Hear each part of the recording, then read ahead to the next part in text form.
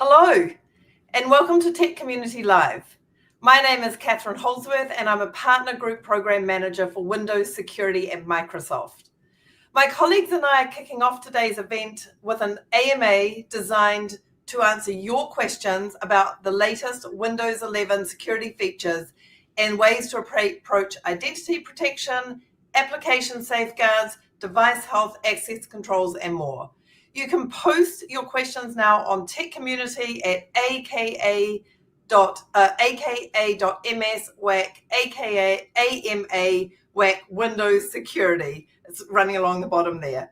While we wait for the first questions to come in, let me start with some brief introductions. I'm going to introduce everybody in my team here and then ask them to say their favorite feature announcement at Ignite last month. So I'm going to start off with Abhi. Yeah, thank you, Kath. My name is Abhijat, and I'm a product manager in Windows Security. My favorite feature, which was announced at Ignite, is administrator protection. It's a new Windows platform security feature in Windows 11, which aims to protect users' admin rights while still allowing them to perform all the necessary functions with just-in-time administrator privileges. This feature is currently in preview, so I encourage all of you to try it out and give us feedback. With that, I'll hand it over to Jeffrey. Thanks, Abhi. I'm Jeffrey Sutherland. I'm a lead program manager in the Windows Security Group, and I'm responsible for areas known as platform integrity. That includes the recently announced and the thing that I'm most excited about, Smart App Control, which is an implementation of a policy that's built upon the foundation that we established with Application Control for Business, also known as, or formerly known as, Windows Defender Application Control, or WDAC. And along those lines, I was most excited really about the demo that we put together because I spent a lot of time putting that together with some of the folks on this call with me. And with that, I'm going to hand it off to Kevin. Hey folks, good morning, good evening, good afternoon. My name's Kevin Sheehan. I'm a product manager on the Windows Security device management side, and I'm responsible for all of the MDM controls that exist inside of Windows. My favorite feature announced from Ignite was config refresh, which is a feature that we shipped probably May of last year, and we've started to see a huge amount of uptake. The feature is really designed to be able to prevent configuration drift on Windows 11 managed PCs, and would love to get any feedback anyone has on it from today's session. Hand off to Harish. Hey everyone, my name is Harish Krishnamurthy, and I'm responsible for the data protection side of Windows. My favorite feature is personal data encryption. Definitely adds a second layer of protection and more closer to the resolution and type of control you have in your protection of your data. Okay, thank you everybody. And so I will just conclude with my favorite moment at Ignite really was bringing together the Windows client to cloud security live session, actually, where we talked about Windows client security, we talked about Windows cloud security, and we talked about how to manage it end to end with Intune. And so that was a fun session to pull together lots of demos and lots of different thoughts about how to keep yourself protected from malware, protect your identities, as well as balance admin privileges. So let's jump in with the first question. The first question is from our Windows Security Discussion Board on Tech Community. Let me read it here. The question is, I've read a few mentions of the Secure Future Initiative, and during Ignite, I heard about something called the Windows Resiliency Initiative. Are those the same thing? Are they related? What are they? So love this question. The Secure Future Initiative, or SFI, as we commonly call it here, is really focusing on making sure that security is the number one priority for Microsoft, and it helps teams provide principles and a framework around secure design, secure by default, and secure in operations. And if we think about Windows 10 to Windows 11. Really, our focus on Windows 11 has been secure by design. It has been secure by default. And so the beautiful thing about the Secure Future Initiative, which was announced about a year ago, is that it really helps us drive a framework around actually what we've been doing on Windows 11 for a very long time. The thing I love so much about the SFI is it really helps people who are not embedded in security day in and day out think about security. And so now probably what I'm noticing, and potentially what the team here is noticing as well, is instead of us going out to our colleagues across Windows and say, hey, we'd like to talk to you about security, and engaging that way, they're piling into our offices and asking us to talk more about and learn about security. So it's fantastic. Now, in terms of the Windows resiliency initiative, that is a new initiative we are focusing on Windows. After the incident in July, where we are looking at making sure Windows is very reliable. We talked about quick machine recovery. We talked about moving more from kernel mode to user mode, and we talked about how we are working with our partners to make sure we have safe deployment practices, make sure that we have really good testing, and also emergency response plans in case anything does happen. So really focused on resiliency and Windows reliability for everybody. And then the three other focuses are app control, our identity protection, as well as balancing admin privileges. So they are related, but slightly different. Next question from the tech community. So I'll read this. Is there a way to enable smart app control when provisioning a device with OSD? The doc says it can only be used when enabled at device installation, but I don't see ways to enable it for hybrid join devices. This would be a great start to our app hardening journey. Thanks and advice. Jeffrey, can I throw that to you? You absolutely can. So Smart App Control is, as I mentioned in my intro, built upon Windows Defender Application Control, or I guess what was formerly Windows Defender Application Control. It's now called Application Control for Business. You need to lock that in, Jeffrey. I know. I got it right in the intro. Yeah, thank you. I want you to understand that piece really importantly, because that hints at what my answer is here. Smart App Control in its initial release is designed primarily for consumer scenarios. So it's for users and small businesses that have relatively few apps that are most prevalent, or, apps that are very prevalent. That's things you'll find on everybody's machines. For enterprises, for most large companies, the ones that I speak to at least tend to have, a very diverse application portfolio, and Smart App Control may not be a good fit for that kind of an environment.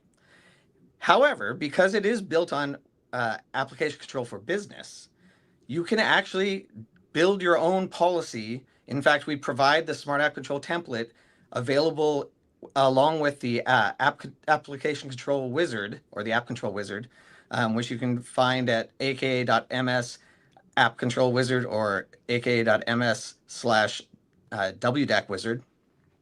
And from that wizard, we again have a template that is specifically the Smart App Control template.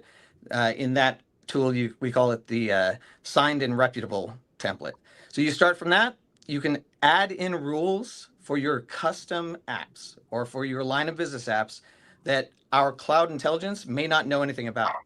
And the reason it may not know anything about it is that for any sort of AI or machine learning models, they're going to be trained on specific data sets. And the data sets that we trained our app models on are not exclusively consumer apps, but they're skewed in that direction.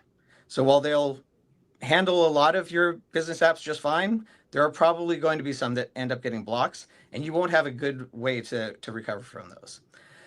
So long story short, you probably are more likely to want to disable Smart App Control in your business and then deploy your own custom policy derived or built from our template that we provide in the App Control Wizard.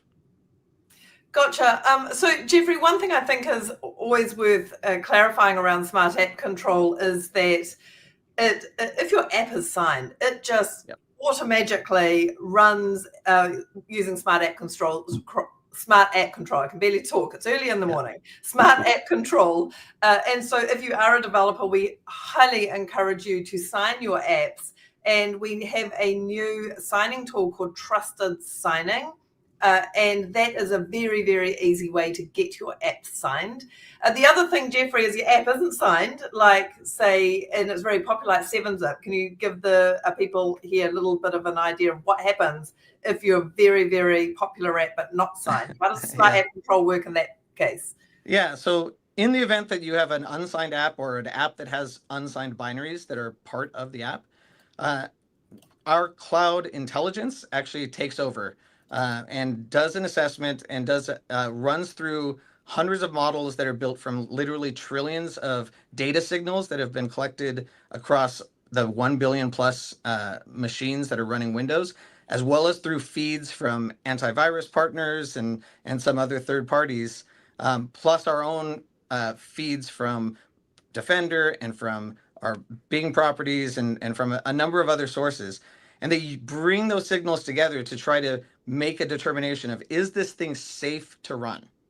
And the intent is that even on first sight, we can reasonably predict whether the binary that's trying to run on your device is something that is actually safe based on those signals. So you can imagine, for example, when downloading 7-Zip, if we see the download originated from 7-Zip's kind of common distribution points, the places where you go to get 7-Zip, or in the case of an enterprise's scenario, from an internal distribution point, a one that's cut through Configuration Manager or using Intune, that we can identify that it's coming from what we consider a safe source, and then based on that, plus other signals about the things that it does or some of the other behaviors of your device at the time it's installed, as well as at the time that it's running, we can predict that this is safe or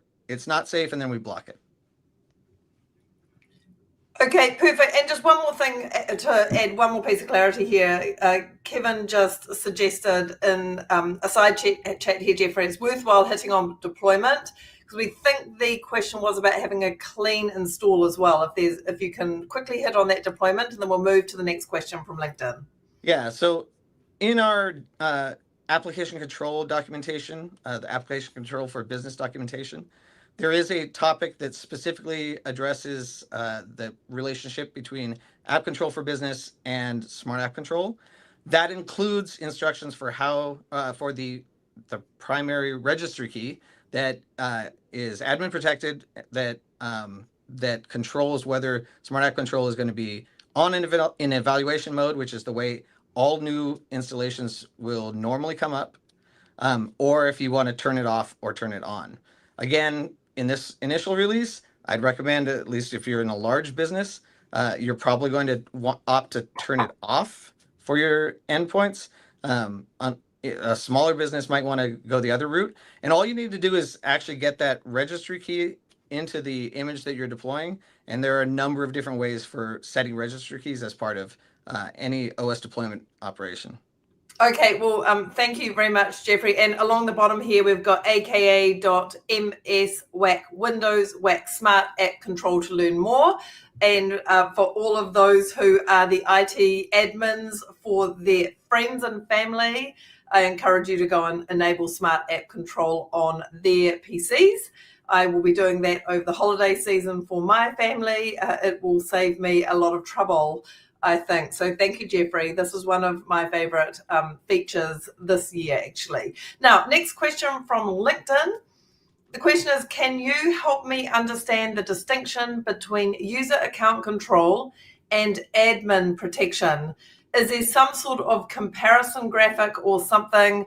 Abhi, I'm going to throw this question to you. Yeah, thanks, Kat. So let me start by highlighting some of the key differences between the user account control and the admin protection. And I'll point to some of the the key architectural differences to start with. The first and foremost being the just-in-time elevation. So with user account control, when you get a pop-up, when you're trying to do a change in the system settings, or when you're trying to do any admin operation like install a new printer driver, you get a pop-up which says UAC. And actually what's happening, it's a speed bump which the operating system throws at you uh, to get you access to the admin token. But the admin token is already there. With administrator protection, that admin token is gone completely. So when you log in into your session with admin protection enabled, there is no admin token present. You only have the user token available. But the elevation dialog which comes in when you enable admin protection allows you to authorize the creation of the admin token with just-in-time elevation. So because there is no admin token present in user session, there is nothing to steal. So malware cannot do anything in case it gets onto the device. So that's advantage number one. Advantage number two comes from a complete profile separation of the system account, which is used to elevate or perform that admin operation. Whereas in the case of user account control, there is no profile separation. It's the same user profile which is used to create that admin token in first place.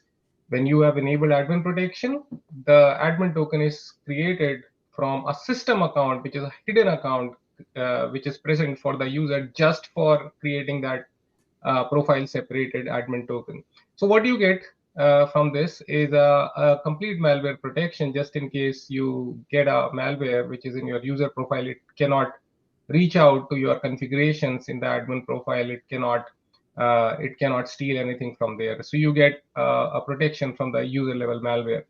And the third structural difference comes from there are no more auto elevations. So with UAC, still there are certain components of Windows which will auto elevate, but with admin protection enabled, we have completely removed all auto elevations, which may be happening either from Microsoft signed binaries or from the externally signed binaries.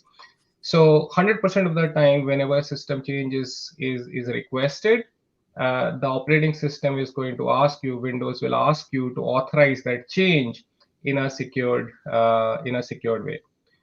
So those were the three key structural changes, but there is more, and I would want to highlight that. The fourth one here is a first-class integration with Windows Hello, which provides you with more enhanced security when you are authorizing the change, as well as convenience. So you can use your passwordless auth, your biometric auth, or your PIN to authorize the operation. So that adds to the convenience as well as security.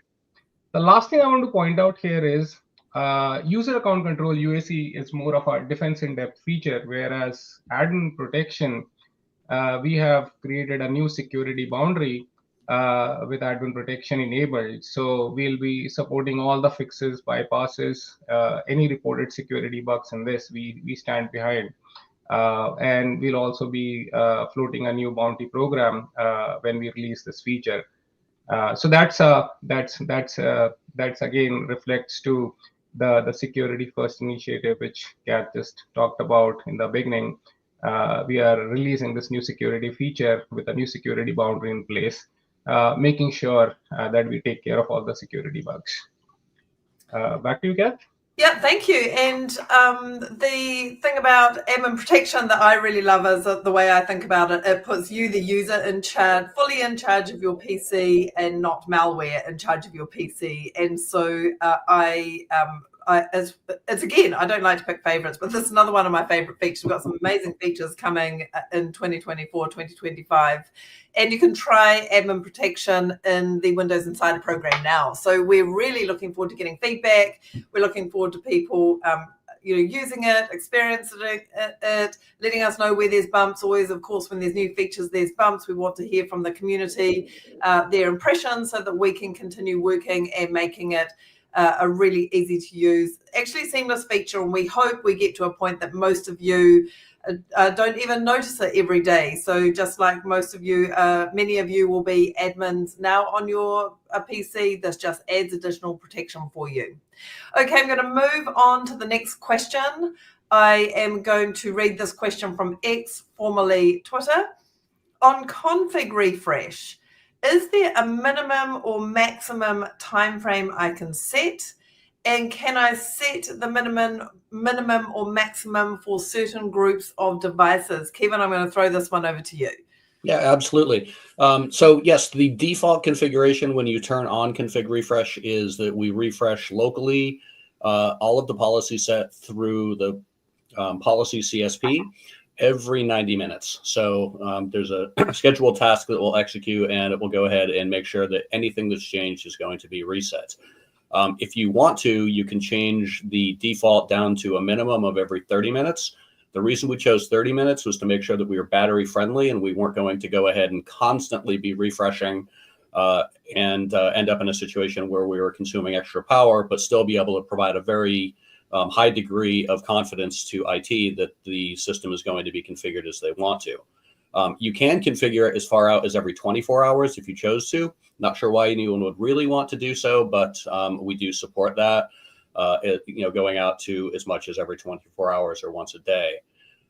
It is configured through Intune settings catalog. So you can go in and build a profile to first enable the feature, determine the cadence of how frequently you would like it to execute. And then once you've deployed that, you could certainly build different profiles for different groups of users or different groups of devices within your organization in order to make sure that you're targeting the right balance between how frequently it executes versus how power efficient you may need the system to be.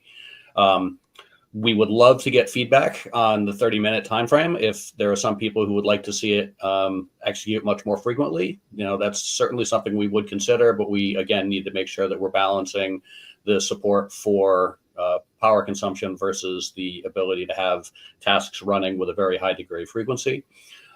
So certainly give us that feedback. And then one of the other things that we'd love to get feedback on is this feature is a brand new feature because it is a very significant change in the way that we used to do policy refresh, which used to happen every 8 hours by going and talking to the server. We would love to get feedback as to if people would like to see this as a default enabled feature that people would opt out of if they wanted to and go back to the 8-hour refresh versus leaving things as they are today. So certainly if you have any feedback, please either drop it into the comments here or leverage things like the blog that we posted on config refresh over the summer and give us some feedback from there as well. Okay, just before I jump into the next question, Kevin, one thing I think is worth talking about is config refresh. If the PC goes offline, what happens with config refresh at that point? Yeah, that's actually a great point, Kath. So thanks. We built this feature to work in an entirely offline state.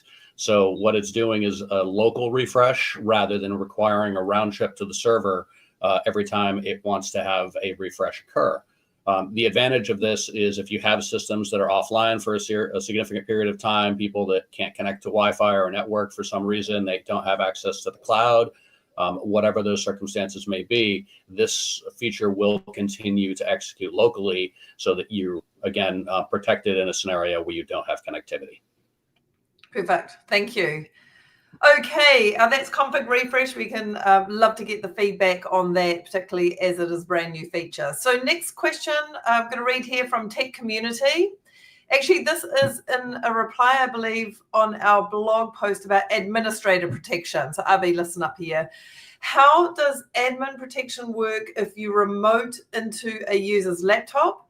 For example, if the user is working from home and you as IT support need to use a domain admin account on the remote computer, e.g. need to remove some faulty software. So just to make sure, how does admin protection work if you remote into a user's laptop? So over to you, Avi.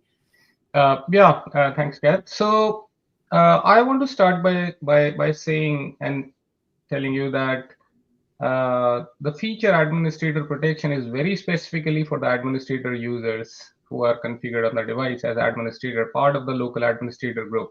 This feature does not affect if you have any standard user configured on the device. The second thing I want to note, I want you to note here is that this is a device policy.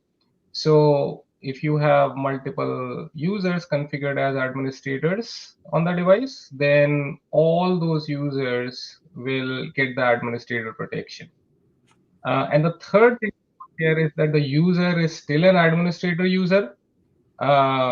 He is still a part of the local administrator group, so he or she can perform all admin functions. What we have changed and what we have secured is the way the admin functions are done, or the way elevations are handled in a secured way with admin protection enabled. So if you are a domain admin and you are remoting into a user's device, you are still an administrator. If you try to remove a software, that's going to be a system change that requires admin privileges. So when you try to do that operation remotely, again, the same sequence happens, which I mentioned previously, which is you will be granted an admin token with just-in-time elevation. The software will be removed. And once that process exits, that admin token, which is created very specifically for your domain admin account, will get deleted. So nothing persists on the device. You log in that session, you remove the software, the admin token is created just in time, the software is removed, and after that, that admin token does not persist, it gets removed. So even if your session is still going on, there is no admin token present in your session. And that's the beauty of this feature. It does not let you persist the admin rights, so that malware cannot abuse it. Yep, that's it. Gotcha. Thank you, Abhi. So actually one thing I would say is that if you are trying out the scenario and you find bumps in the road, or you have feature requests when trying it remotely, please give us feedback in Feedback Hub. Reach out. We would love to hear from you, because there is always improvements we can make, and we're really wanting to listen to how to make this very smooth for you in all the various scenarios that you use daily with your PCs. Okay, next question on X, formerly Twitter. Here, the question is, how does personal data encryption select what files to encrypt? Harish, I will send that one to you. Thank you, Catherine. So with personal data encryption, there's two ways to it. The first one is the simple and easy way, which is through the, once you have your policy enabled through Intune, the personal data encryption only applies to Windows known folders.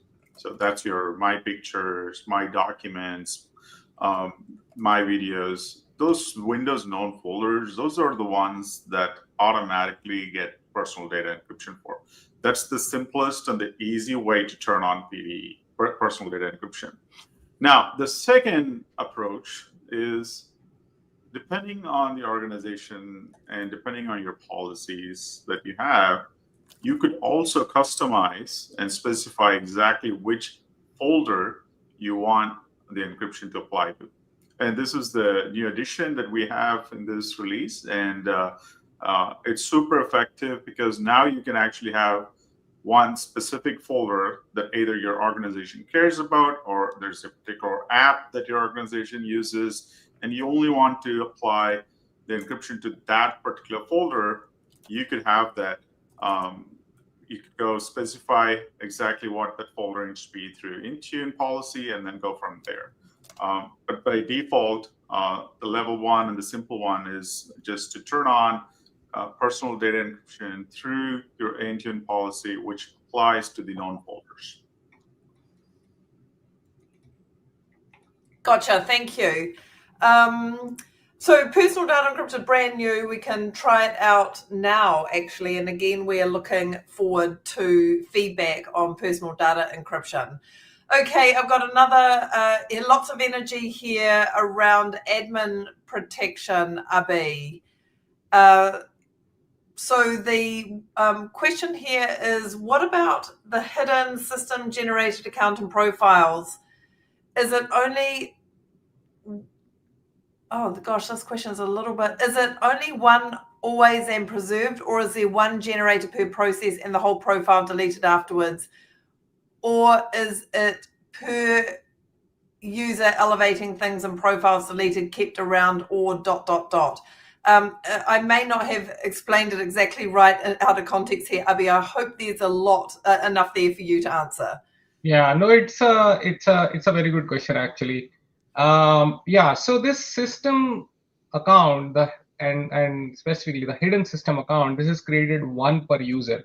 So this is not shared across different users. If there are multiple users configured on the device as administrators and all are enabled with admin protection, we create one hidden system account per user. So every user will have its own linked hidden system account. And the magic happens behind the scenes in the architecture, where when a particular user is logged in and trying to do a system operation, then his or her corresponding system account will be used to elevate. And like I said, this is a profile separated account, which gives you a user level malware protection. And these accounts are not shared between different users. The second thing to note here is that these are persistent accounts, so and backed by the profile.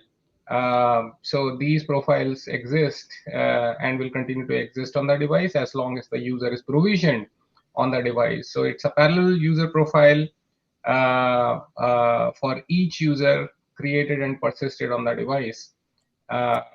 With a complete profile separation. And that gives us, and that makes this feature a security boundary, because user profile are a security boundary today. Yep, back to you, Kat. Yep, gotcha. Okay, so while we're waiting for the next question to come through, Harish, I'm going to chuck a question to you around device encryption. Your team has done a lot of work in the last year or so making sure that more devices have access to device encryption by default. Would you like to talk us through some of that new work that your team has done and what it means for users? Yeah. So device encryption, one of the key areas that we made changes is to ensure that the hardware requirements that are not really applicable, such as DMA port checks, those type of things, and also like, if you already have a MSA account, it's a great way for you to at that point turn on encryption. And these are things that we have now improved and added as features where, if there's no DMA port check, or if there's like, you've already had MSA, it's time to turn on encryption and you get this additional protection. And as part of Windows, you already have it, and you get the extra layer of protection. And you got the safety of having your keys backed up as well. And at this point, I think those are the two main areas that you'll see change, where automatically we'll have some of this enabled where the criteria makes sense. Gotcha. Okay, so thank you, Harish. We've got another question on X coming through. So the question here is, actually, Harish, can you go on mute here for a minute? I can hear a little bit of an echo. Okay, so the question is, verbatim, sorry if this is simple, but how does app control and app locker fit together? And we're doing a great big smile here for whoever answered that question. Thank you for the question. It's not simple. It's an excellent question. So Jeffrey, over to you. No, it's not an obvious answer. So app locker, for those who are unfamiliar with it, was a application control technology that was introduced first in Windows 7. So that's quite an aged technology. It's showing its age, but more importantly, at the time it was designed, it was not designed specifically to be a security feature that Microsoft would defend. It was designed to be a feature that kind of keeps the honest people honest. So it was taking your finance apps and making sure the finance people were running that, but if there was a sales person who used the same computer, they were going to be limited to the apps that are appropriate for the sales organization. And so when we were looking at Windows 10, we decided we need to build a proper application control technology that is suitable for enterprise to be able to enforce that level of security that they actually need. And so we created Windows Defender Application Control and now called Application Control for Business.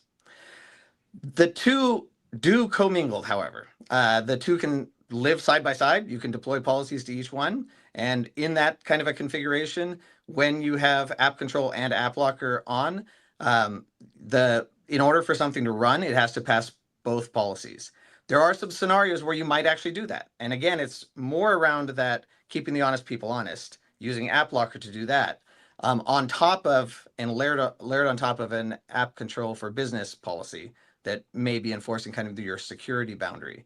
What apps you actually want to trust to run anywhere in your organization.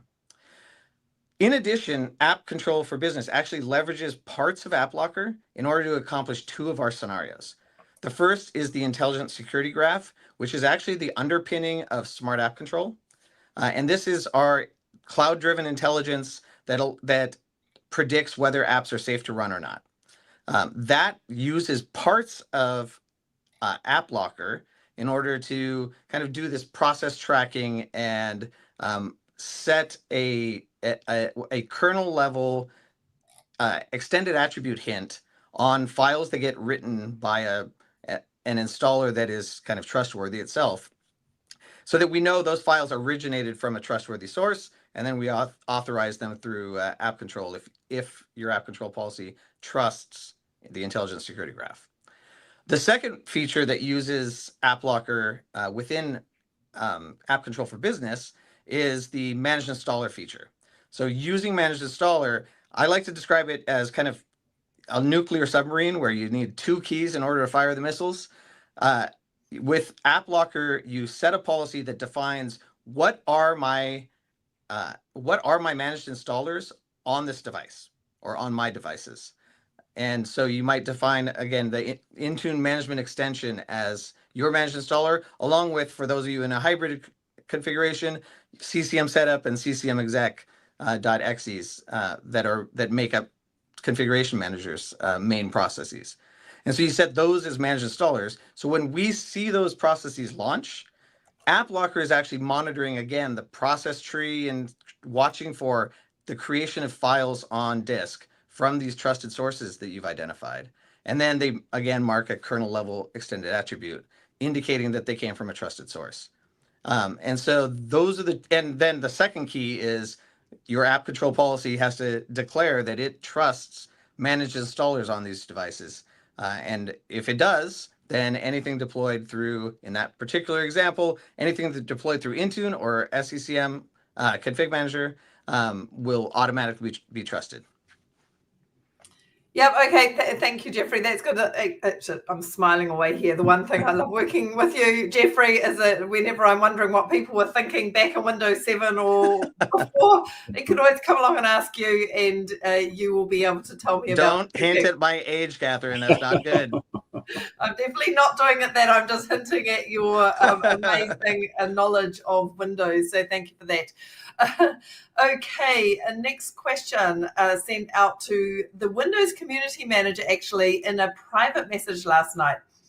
As the asker wanted to be anonymous, I am having such a hard time getting our IT team to move past traditional group policy and into MDM, or seems far for us config refresh. How do I convince them that it's time to move forward and modernize some things? Kevin, I'm going to throw that over to you. I have lots of thoughts on that, but I think that's a nice one for you. Oh, absolutely. Yeah. It is a great question. What we've seen is that when we initially released Windows MDM, there were certainly a bunch of gaps, significant gaps between what could be done with a traditional management tool, whether that was configuration manager or some of the other products in market that were being used within the enterprise.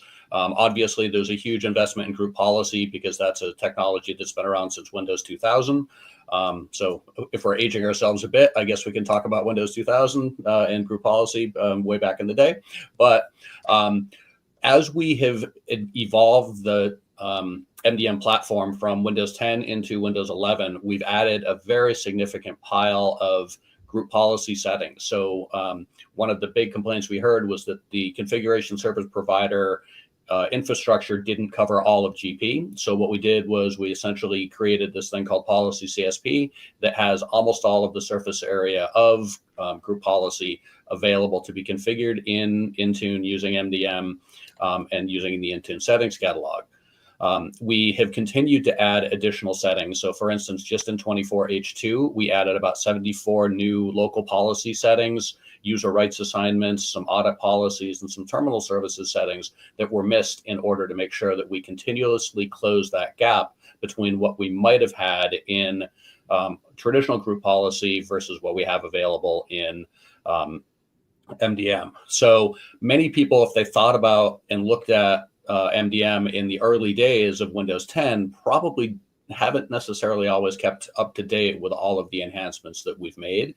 And so I'd first encourage you to take a look at just how far MDM has come in the Windows platform. Beyond that, one of the things I think that's most significant is the investments that we're making now is in being able to use Windows MDM to secure and to manage devices. And that's kind of the first-class citizen that we go to in terms of being able to introduce some of these new features. So in order to make sure that you're able to leverage the new things that we're building into the platform, it's important to A, be on a current Windows platform, and B, be on a platform from a management perspective that allows you to be able to take advantage of these new innovations. Whenever any feature team ships within anything in Windows, they go through a compliance process and they come to our team and they ask us about, okay, what controls are available, what controls should be available. And then we go through a process of helping them build those controls. And it's essentially a required component of our compliance process for any Windows feature. We don't necessarily require people to build things like group policies. So what I think are going to start seeing in the future is that there are probably surfaces that will be controllable via MDM in the future that maybe don't have a companion group policy. So again, as you're thinking about modernizing and moving forward, recognize the investments are going into the MDM platform rather than going into some of the more legacy technologies for managing devices. Yeah, and the other thing I'd add on to there, Kevin, is that also when you're thinking about identity protection as well, you've got the Entra identity, you've got MDM.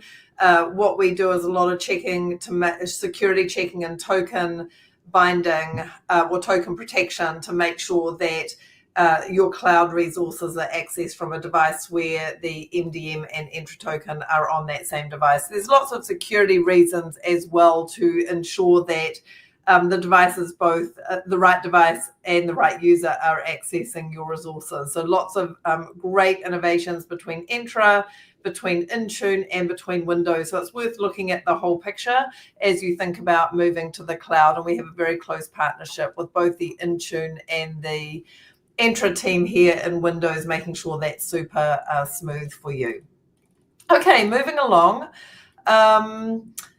Another question on tech community, is there, Abhi, this one is for you, is there a way to test administrator protection with Windows 11 version 24H2, or do we need to use the insider builds? Yeah, so you have to get onto the Windows Insiders program for this because the feature is still in preview. So unfortunately, you can't use the 24H2 builds. So get onto the Windows Insiders, and there specifically you have to be on the Canary channel to try out administrator protection. Very soon, probably in a couple of weeks, we'll also be live in the dev channel. And as you can make out from there, we'll keep progressing into different channels of Windows Insiders, and after that, we go into one of the 24H2 update. But for now, Windows Insiders dev channel, and very soon, Windows Insiders Canary channel, and very soon into dev channel as well. Great, thank you. And in that channel, you'll also start seeing some of the new Windows Hello UX light up too, I believe, Abhi. So we're loving that cute new smile. Okay, a question from LinkedIn. Harish, I'll throw this one to you, so listen up. When should we use EFS versus personal data encryption, or can we use both? Yes, it's a good question. The answer is you can actually use both. Um, I think the personal data encryption, my recommendation is that, on top of EFS, on top of things like BitLocker, if you actually want to have another level of protection for a certain set of folders, that's where the personal data encryption really comes into play. I would highly recommend where you have all these other features turned on in Windows and you want one more layer that's associated personally to your user authentication. So if you're not actually authenticating, you're not putting in your username password into the machine, those files are inaccessible. So one of the easy scenarios that we talk about often when we designed this feature is, let's say you're actually at a coffee shop or somewhere where you have your machine, you're stepping away for just a minute or two, and you're just locking the machine, but it's still active. Someone can just slip a USB drive or something else, or even take those files from your machine. They are going to be encrypted with the personal data encryption keys, and that's actually where it's super useful. And so I would say turn on both, and that would be my recommendation. Yeah, the other thing, Harish, as I think about personal data encryption, this is one of the demos the team put together actually, is if you are on a shared PC and somebody is an administrator on that PC, that means that the administrator can't get access to any other user's personal data encrypted files because they need to put their own Windows Hello to decrypt the files. So personal data encryption is tied to your Windows Hello authentication. So that's that extra layer of user as well. Okay, actually, Harish, on that note, there's another question here. Do any Windows apps have personal data encryption on by default if it's enabled on the device, or do we always have to set it up? Yeah, so you do have to specify to your Intune policy. We have actually looked at some of these apps where we automatically can enable. It's a good question. Something that we've been looking at and have been starting to get requests from our partners. But at this point, it's actually through Intune where you set the policy.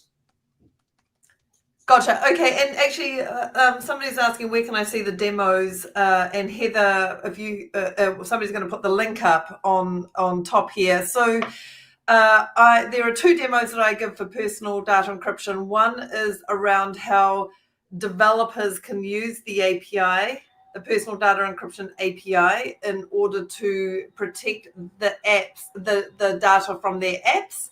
That's all configurable by Intune. And then I also show personal data encryption for known folders, and that is from my in-person session at Ignite. There's a nice demo there, quick demo of how that works for known folders as well. Okay, we've got probably time for another question or two. I'm going to throw one over to, let me think. I'm scrolling around here looking for questions, one that might be good. Okay, here's one. Will personal data, let me just see, make sure I'm getting it right. Will it just prompt for a password instead of Windows Hello authentication? Hang on, let me just make sure I get this right. Okay, this is about admin protection. Will it just prompt for a password instead of Windows Hello authentication, which from my understanding is tied to the machine? Abhi, can you talk about Windows Hello and admin protection versus password and allowing the Windows Hello to authenticate? Yeah, and I can clearly understand here the comparison with UAC, which always used to push you to entering your username and the password. So a bizarre experience, a little cumbersome. And that's where we have made huge improvement for admin protection, where it's going to prompt you with the authorization cred which you have last used to log in onto the Windows. Okay, so if your machine is already onboarded to Windows Hello, which we highly recommend, and if you have used your face to log in into the device, then when the system asks you to authorize an elevation with admin protection, it will prompt you for the same credential by default. So it will prompt you for the face authorization. In this case, if you have logged in with your Windows Hello PIN, then it will default to the PIN. I will ask you to enter your PIN to authorize the elevation. So that's why we recommend you on board to Windows Hello for enhanced security when you authorize these operations, as well as for convenience.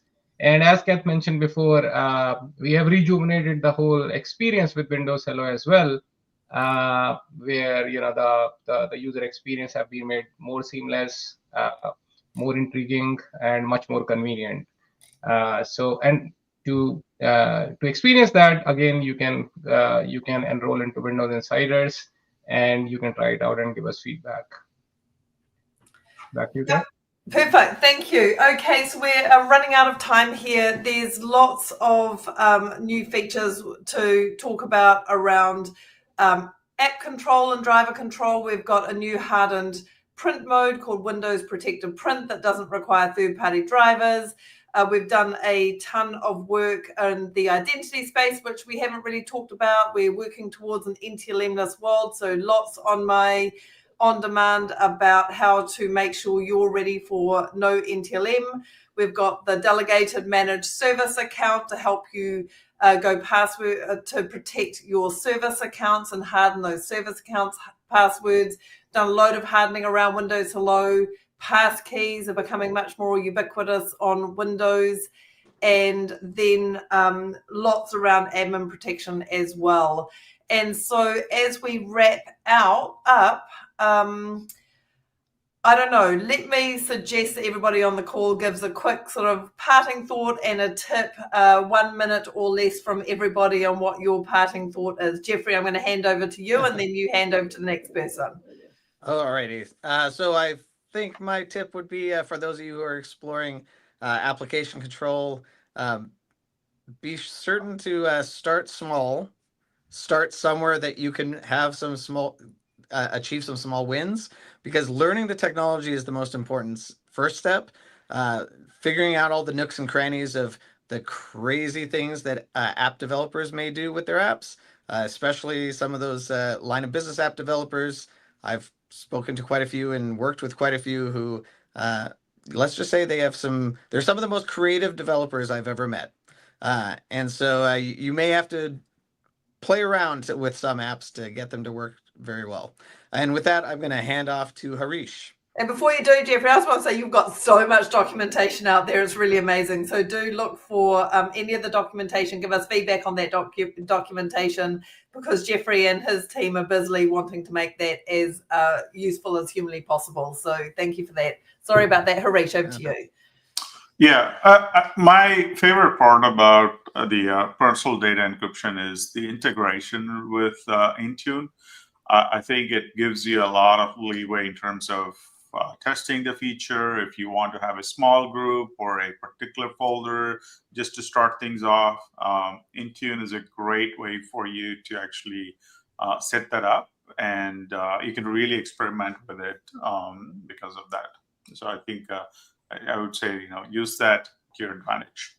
Perfect. Okay, jumping to you, Abby, quickly, and then we'll close. Yeah, thanks, Kath. So my tip for admin protection is to onboard your device to Windows Hello for a fantastic and secure user experience, and do that now and try it out in Windows Insiders. Give us a feedback, because very soon we'll be enabling this feature by default on your devices to protect all your administrator users. And then over to you, Kevin. Yeah, so my last call to action here would be, we've seen multiple millions of devices that have enabled config refresh. We would love to see that number get bigger and bigger and bigger. So next time we do this, we can talk about us being up in the tens of millions. Please enable the feature and give us feedback again as to whether it makes sense for that to be a default feature. and if you run into any challenges. Thanks very much. Okay, fantastic. So we're at time, actually. Thank you very much for joining us today. We'll continue answering questions in the tech community through Friday, so please keep them coming. Up next, Ask Microsoft Anything about Unified Update Management for Windows, and that's aka.ms/WAC AMA/WAC Unified Update. So we look forward to you joining that session. Thank you for your time today, and we wish you all a wonderful day. Thank you. Thanks, everyone.